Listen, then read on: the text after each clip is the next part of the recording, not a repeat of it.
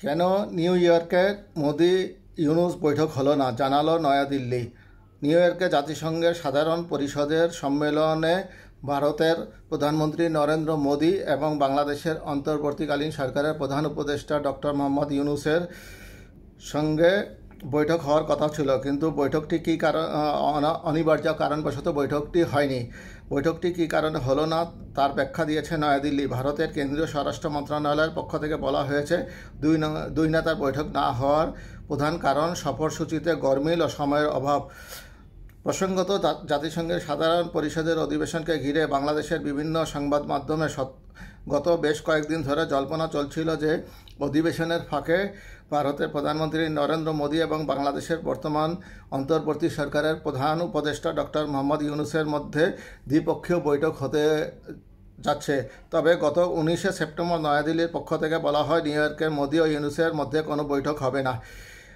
নয়াদিল্লির এই ঘোষণার পরপরই সংবাদ মাধ্যমে ও সামাজিক যোগাযোগ মাধ্যমগুলোতে চাউর হয়ে যায় যে বাংলাদেশের সাম্প্রতিক রাজনৈতিক পরিবর্তন ও সাবেক প্রধানমন্ত্রী শেখ হাসিনা বর্তমানে ভারতে রাজনৈতিক আশ্রয়ে থাকার কারণে ইউনুসের সঙ্গে বৈঠক করতে চাইছেন না নরেন্দ্র মোদি। তবে সোমবার এক প্রেস ব্রিফিংয়ে এ তথ্য নাকচ করে দিয়েছেন ভারতের পররাষ্ট্র সচিব বিক্রম মিশ্রি।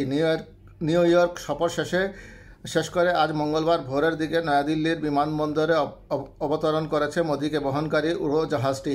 আগের দিন সোমবার তাকে বহনকারী উড়োজাহাজটি নিউ ইয়র্কের বিমানবন্দর ত্যাগের কিছুক্ষণ পর নয়াদিল্লিতে এক প্রেস ব্রিফিংয়ে এ সংক্রান্ত এক প্রশ্নের উত্তরে বলেন, আপনারা জানেন, এবার আমাদের প্রধানমন্ত্রী খুবই সংক্ষিপ্ত সফরে নিউ ইয়র্কে গিয়েছিলেন। তার সময়ের মেয়াদ ছিল 55 ঘন্টা এবং কয়েক মিনিট আগে তিনি নিউ ইয়র্ক থেকে নয়াদিল্লির উদ্দেশ্যে রওনা হয়েছেন। অন্যদিকে বাংলাদেশের তত্ত্বাবধায়ক সরকারের উপদেষ্টা এখনও নিউ ইয়র্কে গিয়ে পৌঁছাননি।